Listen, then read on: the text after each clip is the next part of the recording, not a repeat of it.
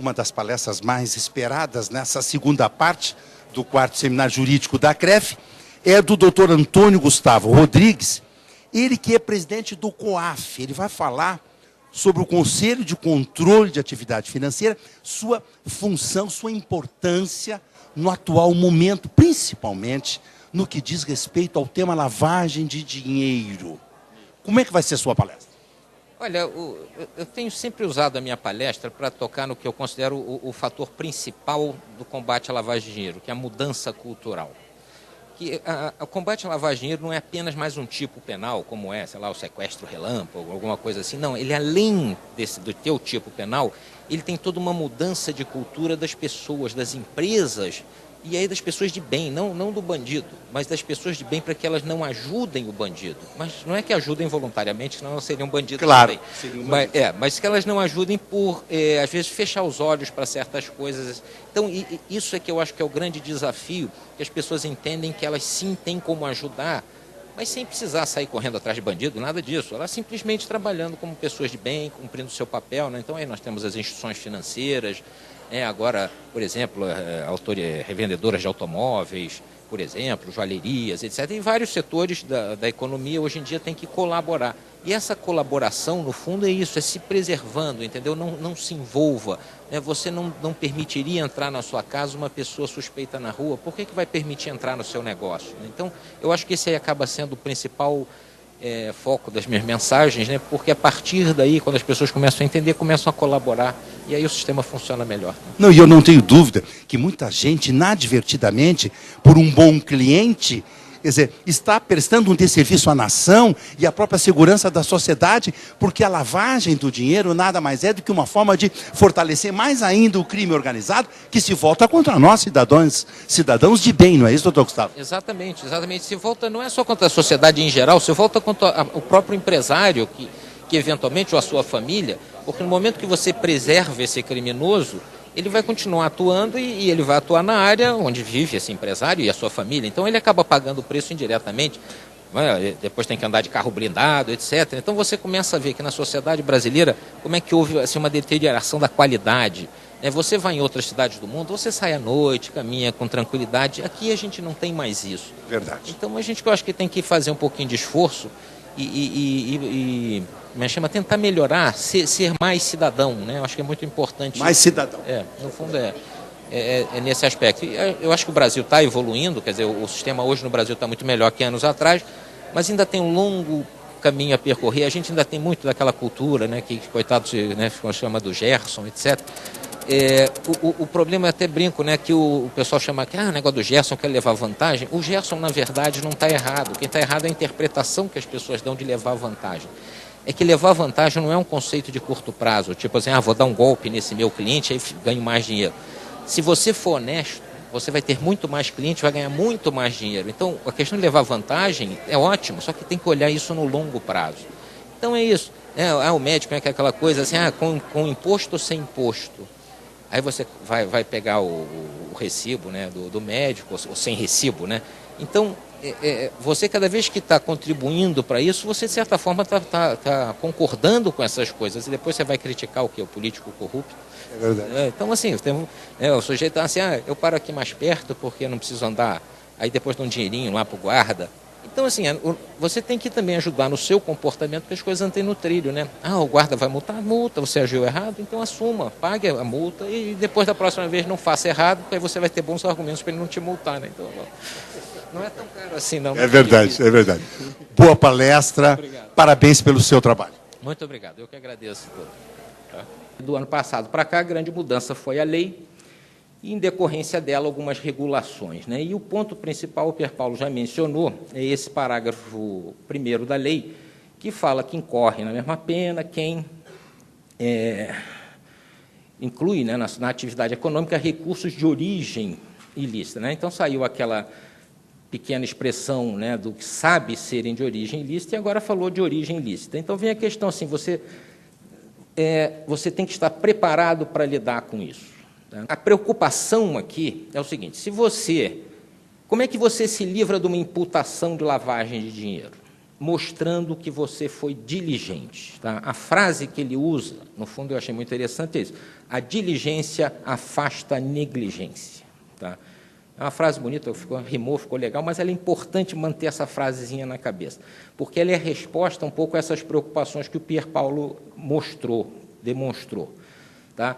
Eu não sei se tem muita diferença entre cegueira deliberada e dolo eventual, imaginando na próprio exemplo, por exemplo, do cara carregar a mala, chegava o outro pedia para carregar a mala. O que o dolo eventual, pelo que eu entendo, é assumir o risco, né, de produzir um resultado. Bom, você está assumindo o risco de estar carregando uma mala que você não sabe o conteúdo, de estar levando alguma coisa que não deve. Então, a mesma coisa com relação à operação. Se você fecha os seus olhos e não aplica os mecanismos que te permitiriam identificar situações suspeitas, né, atípicas, ou seja, tomar as precauções que o sistema, a lei exige, você está fechando os olhos deliberadamente. Quer dizer, você não viu que o dinheiro era suspeito porque você não quis ver. E, para mim, fechar os olhos é assumir o risco de produzir o resultado. Então, eu confesso que eu não vejo muita diferença entre os dois conceitos. No momento em que você não age diligentemente, você está sendo, portanto, negligente e está assumindo o risco de quê? De que a sua empresa sirva para lavar dinheiro. Agora, a nossa justiça, né, nitidamente, ela não é estúpida. Tá? Ela pode ser lenta, um monte de coisa, mas não é estúpida. E ninguém será condenado por lavagem de dinheiro porque, apesar dos controles, dos investimentos que são feitos para detectar essas situações, passou uma operação, ou daqui a 10 anos descobriu que o fulaninho foi preso, aí ele fez lá, tinha um depósito de R$2.000, e aí estava lavando dinheiro. Logicamente, não. Agora, existe uma enorme distância, e qualquer pessoa que viu o julgamento do Mensalão, por exemplo, vê nitidamente que há uma diferença entre um escorregadela administrativa, um certo problema, uma falta de informação, e o que ocorreu ali. Existe uma distância que é enorme, né? São situações que são claras, ostensivas, né? Se fosse uma cobra, tinha mordido o sujeito, entendeu? Então, essa que é a realidade. Então, não adianta a gente ficar fazendo drama, porque, no fundo, eu acho assim, às vezes a gente complica as coisas, eu até entendo algumas profissões, porque depois eles vendem soluções. Mas, no fundo, tá, as coisas são mais simples. Tá? Eu acho o seguinte, existe um objetivo nisso. Tá? O objetivo desse sistema é proteger, é que as pessoas de bem não ajudem o bandido a se preservar, tirar o dinheiro dele. Esse é que é o objetivo. Tá? Pode ser um processo difícil? Pode, mas a gente está avançando. Hoje em dia está muito melhor. Nós tivemos uma evolução enorme, né, nos últimos anos no que se refere à prevenção à lavagem de dinheiro. O setor mais avançado, sem dúvida nenhuma, é o sistema financeiro, não tenho dúvida quanto a isso. Quando você compara com outros setores, essa distância assim, é impressionante. E a nova lei trouxe um desafio adicional, foi incluir uma série de setores novos. Muita gente, Pier Paolo mencionou a questão, por exemplo, que a lei mudou no sentido dos crimes antecedentes, e eu vou me permitir, com todo respeito, discordar um pouquinho dele. Isso eu acho que não deveria ter afetado em nada o trabalho de vocês, não deveria. E se alterou é porque tinha alguma coisa errada, sabe por quê? Porque a lei, realmente, ela tinha uma lista relativamente limitada de crimes, mas ela tinha um coringa lá. O coringa era assim, crime praticado por organização criminosa. Meu amigo, qualquer crime, inclusive sonegação fiscal. Então, como é muito difícil você identificar se eu sou, né, o cliente é ou não parte de uma organização criminosa, você dizer que não estava atento a isso é que você estava correndo um risco danado. Mas, felizmente, nós já passamos dessa fase, né? O fato, realmente, é que agora qualquer ilícito antecedente, inclusive sonegação fiscal. Ótimo. Tiveram mudanças nisso, né, alguns detalhes processuais penais, e o outro, a inclusão de uma série de setores novos, né? Eu vi que tem algumas pessoas de bancos de montadoras, né? Nós já tivemos, por exemplo, reuniões com a Anfávia, eu daqui vou ter uma com a FenaBrave. Por quê? As revendedoras de automóveis estão preocupadas, e ótimo que estejam. Por quê? Porque acontece também de se usar essas empresas para lavar dinheiro. Um exemplo clássico, voltando aqui aos nossos amigos do Banco Central, foi aquele roubo do Banco Central, acho que no Nordeste. Vocês se lembram qual foi a primeira coisa que os sujeitos fizeram quando saíram lá do roubo, né? Compraram um monte de picape. Então, assim, o sistema visa isso, proteger, ou pelo menos criar um canal para que essas pessoas saibam o que fazer. Quer dizer, puxa, Pode ser que o dono lá tenha achado estranho o sujeito ir comprar as picapes, mas ele não tinha um canal para encaminhar essa informação. Agora ele tem, né? Agora ele tem que se preparar para isso e informar. Então, assim, eu acho que a gente teve grandes avanços com essa lei e, ao mesmo tempo, temos grandes desafios ainda, né? O COAF ainda não mudou de tamanho, né, desde que eu cheguei lá, pelo menos, então a gente continua basicamente do mesmo tamanho. Agora, a gente tem trabalhado cada vez mais para melhorar a qualidade das comunicações, né? Eu sempre chamo a atenção, ontem eu tive até no Centro de Inteligência do Exército, e eles concordam comigo que tem duas coisas que atrapalham o trabalho de inteligência. Uma é logicamente, falta de informação. O outro é o excesso de informação, especialmente informação ruim, né? Então, é importante que os setores aprendam a produzir melhor informação, não mandar só para se livrar da informação, não, pô, mandei, já me livrei do negócio. Não que a gente se importe em receber, eu até sempre falo, na dúvida, manda. Mas, puxa vida, tenha dúvidas razoáveis, entendeu? Não manda só para dizer que mandou, porque realmente você não está contribuindo com coisa nenhuma, né? Não está enganando ninguém. Secretário da Reforma do Judiciário, doutor Flávio Caetano, muito importante na sua palestra, quando o senhor tocou no desenvolvimento de estratégias nacionais para reduzir litígio. A judicialização no Brasil é demais. Os tribunais lotados de processos, morosidade, a importância dos órgãos de defesa do consumidor para harmonizar essas relações, acordos, mediações, enfim. O que o senhor está vislumbrando a médio prazo para o nosso país, já que a curto prazo, eu sei que o senhor está trabalhando muito em diversas frentes, secretário. Realmente, não se resolve esse problema do dia para a noite. É um processo, e como todo processo tem começo, meio e fim, e ele depende fundamentalmente de ações integradas. Ninguém faz nada sozinho. Então, o que nós estamos observando? O Brasil está numa fase já bem melhor do que antes. Nós já temos a essência, já temos a base. O que nós precisamos melhorar é a gestão. Então, para melhorar a gestão, nós temos que ter meios alternativos para a solução de disputas. Nós temos que fazer isso. O Brasil tem 90 milhões de processos, o que é quase que um processo para cada 2 pessoas.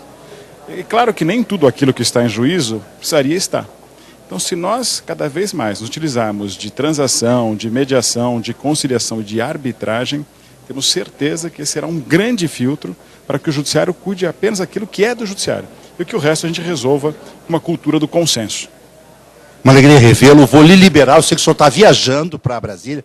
Sucesso no seu trabalho no Ministério da Justiça. Nós que lhe acompanhamos e somos obrigados a lhe aplaudir, secretário, porque o senhor tem tido realmente uma visão muito ampla e muito sensível a essa questão da proteção do cidadão do nosso país. Sucesso, secretário. Muito obrigado. A justiça tem que ser para todos e o nosso dever é esse. Um abraço. Nossa Secretaria de Reforma Judiciária, eu já havia falado isso em tempos atrás, ela foi criada e completa agora. Aliás, é um bom momento para nós vermos aqui, porque nós completamos 10 anos agora.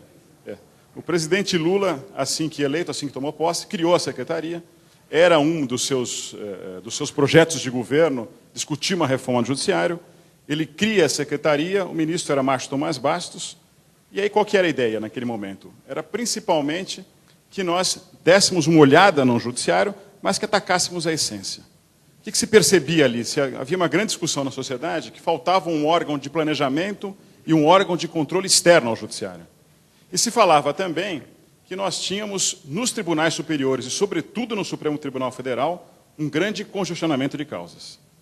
Nós temos hoje um órgão, sim, que tem função correcional, porque tem sua função disciplinar, o CNJ, mas mais do que isso, ele tem uma função de planejamento.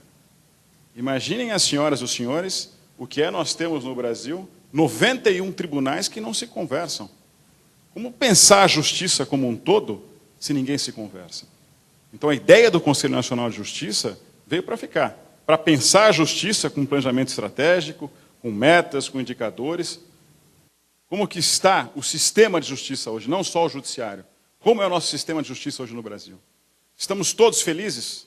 Estamos todos confiantes na justiça? Sabemos que podemos ir ao Poder Judiciário e que teremos uma resposta capaz e no tempo devido? Ou ainda temos problemas? Quais são os nossos problemas hoje em relação ao sistema de justiça? Nós dissemos sempre que são 3 grandes problemas.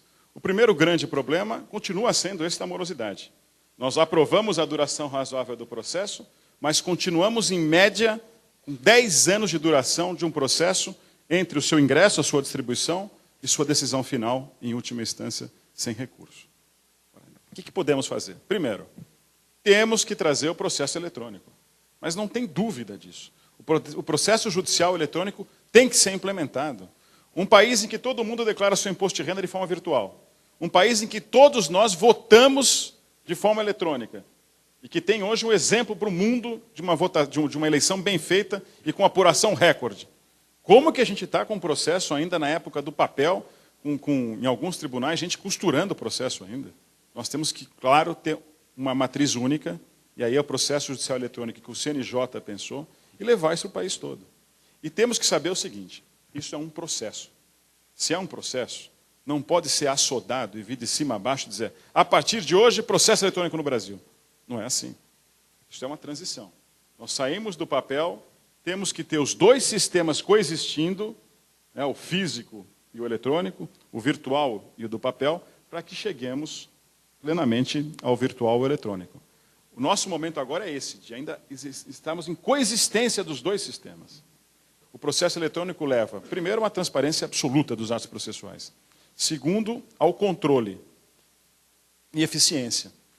Nós já apresentamos ao CNJ a proposta de 2 carreiras. A carreira do gestor de política judiciária, que é alguém que vai pensar o judiciário, alguém que pensa no planejamento do judiciário, que pensa em metas, indicadores, que vai monitorar, né, todos os seus processos, e o administrador judicial. O administrador judicial é aquele ombro a ombro, é aquele que anda com o juiz, é aquele que tem formação de administração para ajudar a administrar o cartório, administrar o tribunal, administrar o fórum. Então, e por último, 2 outros grandes problemas, ainda desafios do Poder Judiciário, e tem um pouco a ver com o que o Érico disse, são os desafios em relação à criminalidade. 2 índices são brutais no Brasil. O primeiro é o índice de homicídios. Eu tenho que passar esses dados a vocês. O Brasil tem índices de homicídios muito elevados. Nós temos, em média, 26 homicídios a cada 100 mil habitantes em nosso país. O máximo que a ONU tolera é de 10 homicídios a cada 100 mil habitantes. Então, o Brasil, em média, tem mais do que o dobro tolerável pela ONU. Mas, além de nós termos muitos homicídios, a nossa taxa de elucidação é muito baixa. Enquanto no mundo, os Estados Unidos têm 65% de taxa de elucidação, França 80% e Reino Unido 90%, o Brasil tem 8% de taxa. Nós conseguimos, em algumas situações, melhorar isso para 18%, mas a média é de 8%. Diante desse problema, o governo, aí, em conjunto com o CNJ, CNMP, e em conjunto com a OAB, nós resolvemos começar por Alagoas. Por que Alagoas? Porque Alagoas, a taxa de homicídio é 76 a cada 100 mil habitantes. Então, levamos para lá, por ser o pior estado brasileiro, levamos para lá um projeto chamado Brasil Mais Seguro. Qual que é a base desse projeto? Fortalecimento da polícia e integração de polícia com justiça. Em conjunto, levamos para lá peritos, capacitamos os policiais de lá, criamos um DHPP, que é a Delegacia de Homicídios, assumimos até o DISC 190, que eles não estavam tomando conta. Então, a polícia melhorou muito. Segundo, integração do judiciário. O judiciário não conversava com o Ministério Público, que não conversava com a Defensoria, que não conversava com a polícia, ninguém conversava com ninguém. A partir da nossa ida para lá, nós formatamos uma Câmara de Monitoramento. O que significa isso? Semanalmente, há uma sessão em que todos estão presentes. O Tribunal de Justiça, que é quem preside, com o Ministério Público, a Advocacia, a Defensoria e Polícia. Lá se discutem os fluxos e se vê o estoque de processos de homicídio. Em 7 meses que nós estamos lá, 2 números são muito impactantes. Primeiro, houve uma redução na taxa de homicídios em 35%. Então já houve uma diminuição de 1/3, mais de 1/3. Segundo, a taxa de elucidação de homicídios, que lá em Alagoas era de 4%, passou nesses 7 meses para 80%. Claro que houve um D0, né, daqui para frente. O homicídio, se você não pega nas 72 horas primeiras, fica muito difícil. Mas de 4% passamos para 80%. O que mostra que com uma política perene, uma política constante de integração e de investimento, é possível, sim, a gente mudar a realidade no país. E o último problema nosso, que tem a ver, tangencia a maioridade penal, é o nosso problema carcerário. Números. Desculpem se eu estou dando muitos números para vocês, mas eu acho que é importante para a gente aqui ter a ideia da grandeza das coisas. O Brasil tem hoje 550 mil presos. 550 mil pessoas presas. O Brasil é o 4º país do mundo em população carcerária. Porque tem 3 situações que devem ser observadas. Primeiro, crime de maior potencial ofensivo, não há dúvida. O crime de maior potencial ofensivo tem que haver reclusão. Segundo, há crimes de médio ou baixo potencial ofensivo. Nessas situações, nós temos que aplicar as penas alternativas e as medidas cautelares. Porque a partir do momento que se coloca no sistema alguém que não deveria estar no sistema, nós vamos colocar essa pessoa numa outra situação. Então, não temos que levar para o sistema, tem que tirar. Terceira situação é a mais absurda de todas. Alguém que esteja preso além da sua pena. Alguém que cumpriu uma prisão provisória além da pena que lhe foi imposta, ou alguém que foi condenado e que está preso além de sua pena. Alguém já cumpriu a sua pena e está lá mais 1, 2, 3 anos, quando já cumpriu sua pena. A nossa visão lá no Ministério da Justiça é uma visão bastante otimista. Por quê? Porque nós falando de reforma do judiciário hoje, ou de reforma do sistema de justiça hoje, ao contrário do que se falava 10 anos atrás, nós temos hoje atores como o CNJ e o CNP, que nós podemos atuar em conjunto, pensando em planejamento e conseguimos ir mais longe. Então, muito já foi feito no país, ainda há muito a fazer, mas nos parece que o que há para fazer hoje é muito mais fácil de ser resolvido do que nós tínhamos anteriormente. Mas notem, dentro de um processo de reforma, nós já passamos metade do caminho. Então, agora nós temos que resolver esses aspectos que são mais aspectos de gestão para que a gente tenha uma justiça rápida. Doutor Érico acaba de encerrar o seminário, o 4º seminário jurídico ACREF, fazendo a entrega para o doutor Gustavo, do COAF, deste belíssimo material, essa cartilha da prevenção da lavagem de dinheiro. Importante o seminário e esse fechamento, doutor Érico. Olha, eu vejo que este seminário foi talvez o melhor que nós já fizemos, pela qualidade dos palestrantes, pela qualidade da plateia e pelo interesse demonstrado, porque realmente é muito raro nós vermos um auditório cheio do começo ao fim. Tá? E culminou com a cartilha, que foi difícil, nos tomou longos meses para que a gente pudesse fazer um texto claro e eficiente. E eu fiquei muito contente de poder aqui, na frente desse distintíssimo público, fazer entrega ao secretário do COAF, tá, para mostrar a nossa participação, o nosso empenho, o nosso envolvimento nesse importantíssimo trabalho de fazer prevenção à lavagem do dinheiro. Não tenha dúvida do envolvimento, comprometimento da CREF com as políticas emanadas pelo governo federal de lisura, de transparência, de respeito ao consumidor, de observância estrita das leis. Meus cumprimentos, doutor Érico. Muito obrigado e parabéns para você, parabéns para toda a sua equipe. Para a TV ACREF, para o Jornal do Consumidor, cobertura conjunta, Alexandre Appel, direto do Hotel Renascença, em São Paulo. Para os telespectadores da TV ACREF, do Jornal do Consumidor, nessa cobertura conjunta, Pancho, diretor executivo da ACREF. A importância do 4º seminário jurídico, um sucesso, convidados do mais alto nível, plateia lotada. É possível um evento tão bom quanto esse, noutro lugar, Pancho? Bom, é possível. E todos os esforços nós faremos para que isso aconteça.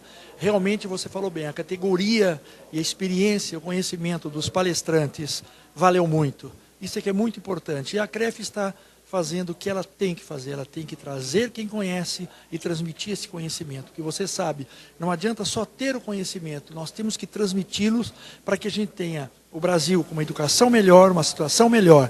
E o público aqui, os executivos de primeira linha, acho que aproveitaram muito, porque realmente foi um evento com palestras maravilhosas. Agora, a próxima, a gente tem que fazer pelo menos igual e melhorar mais ainda. Eu não tenho dúvida. E é o compromisso da CREF com o seu associado. Isso é que é mais importante. Exatamente. A CREF tem se esmerado e trabalhado eficazmente para que a gente possa apresentar aos nossos associados, trazer o bom e do melhor na área de sistemas, na área financeira, na área jurídica, enfim, servindo ao associado, que é isso que nós temos que fazer. A razão de ser da CREF é servir ao associado e, paralelamente, também servir a sociedade. Meus cumprimentos. Muito obrigado. Até uma próxima.